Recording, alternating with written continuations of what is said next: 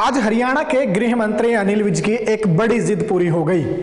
यह बात हम नहीं बल्कि खुद गृह मंत्री अनिल विज ने खुले मंच से कही है कि आज उनकी जिद पूरी हुई है। आपको बता दें कि अंबाला छावनी में नेताजी सुभाष चंद्र बोस पार्क का आज गृह मंत्री अनिल विज ने लोकार्पण किया।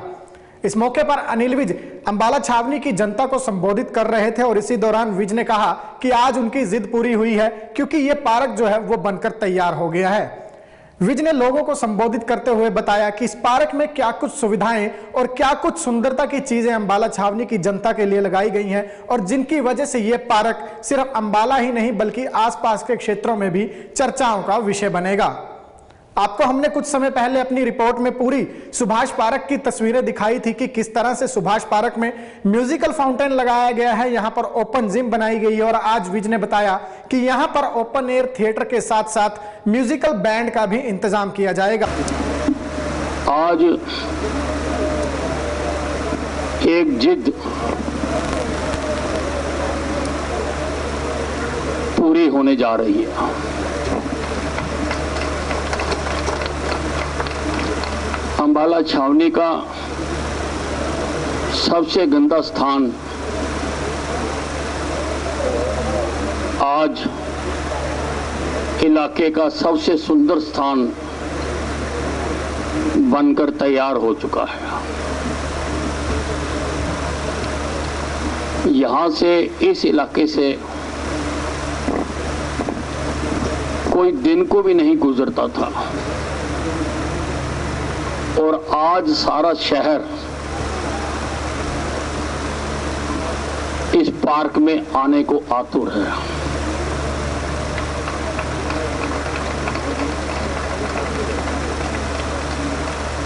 अभी कुछ काम रहते थे लेकिन फिर भी लोगों की मांग को देखते हुए हमने इसका शुभ आरंभ करने का फैसला किया ताकि लोग इसका आनंद ले सकें। अनिल विज पार्क का उद्घाटन करने पहुंचे तो कुछ किसान अनिल विज का विरोध जताने भी पहुंच गए। ऐसे में किसानों ने कार्यक्रम से कुछ दूरी जरूर बनाए हुए थी लेकिन किसानों के नारों की आवाज विज के मंच तक जरूर पहुंच रही थी। विज के कानों तक जब किसानों के नारों की आवाज पहुंची तो विज ने मंच से इस बात का भी जिक्र किया। विज ने ना सिर्फ किसानों के नारों का जिक्र किया बल्कि उन्होंने मंच से किसानों को राम राम भी बुलाई और किस अंदाज में विज ने किसानों को अपना संदेश पहुंचाया ये उन्हीं की जुबानी आपको सुनवाते हैं। तो थोड़ी दूर से कुछ किसान नेता काले झंडे लेकर नारे मार रहे हैं, मेरे कानों में अवहद पड़ रही है, उनको भी राम राम। और थोड़ी दूर से कुछ किसान नेता काले झंडे लेकर नारे मार रहे हैं, मेरे कानों में अवहद पड़ रही है, उनको भी राम राम। और थोड़ी दूर से कुछ किसान नेता काले झंडे लेकर नारे मार रहे हैं, मेरे कानों में अवहद पड़ रही है, उनको भी राम राम।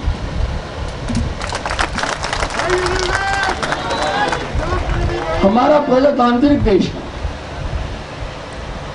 यह सबको आंदोलन करने का अधिकार है और मैंने ये कहा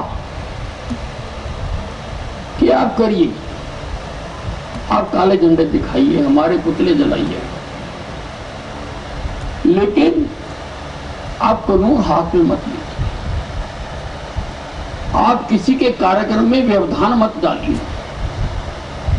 आप 200 मीटर खड़े होकर, दूर खड़े होकर आप करिए, हमें कोई एतराज नहीं, आंदोलन है और हम तो चाहते हैं कि इस मामले का समाधान होना चाहिए। और मैंने तो कृषि मंत्री तोमर को खुद पत्र लिखा है कि बातचीत का दौर जो खत्म हो गया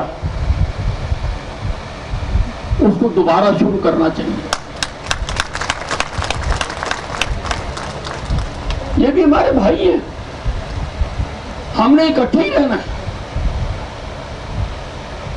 और मैं कहूंगा कि आपने नारे मार लिए, कोई बात नहीं, अच्छी बात है, पर जाते हुए पार्क जरूर देख कर था। पार्क का उद्घाटन करने पहुंचे अनिल विज कांग्रेस पर भी बरसना नहीं बोले। विज ने आरोप लगाया कि आज तक देश को गलत इतिहास पढ़ाया गया है और देश में जिन्होंने शहीदियां दी हैं, जो लोग आजादी की लड़ाई में लड़ते हुए शहीद हुए, उन्हें नजरअंदाज किया गया है। किस तरह से विज ने कांग्रेस को घेरा, यह भी सुन लीजिए। हिंदुस्तान में जितने भी प्रकल्प हैं,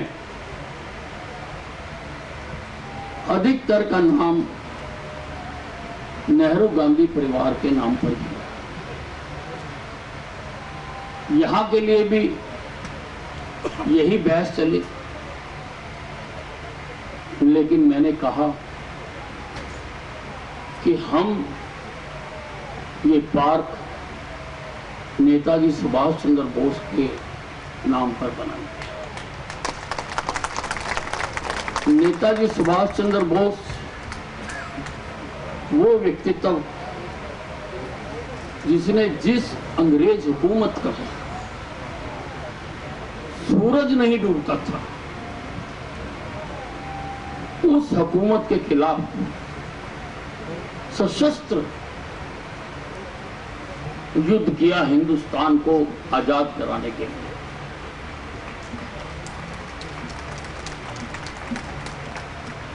और 15 अगस्त 1947 से भी बहुत पहले 21 अक्टूबर 1943 को उन्होंने हिंदुस्तान की आजाद हिंद सरकार की स्थापना कर दी थी। 21 अक्टूबर 1943 को,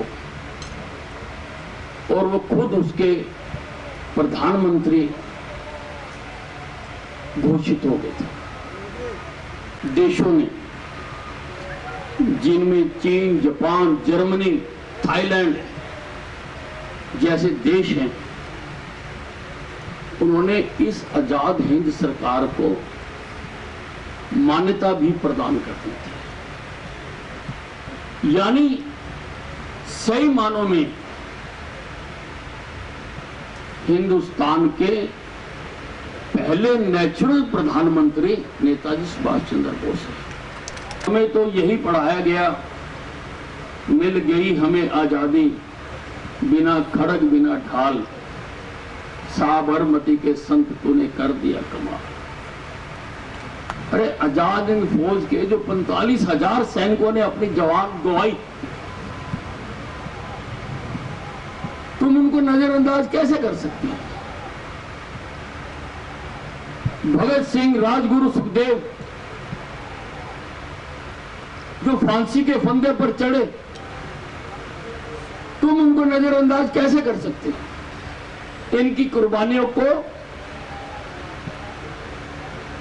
हमसे छुपाया गया।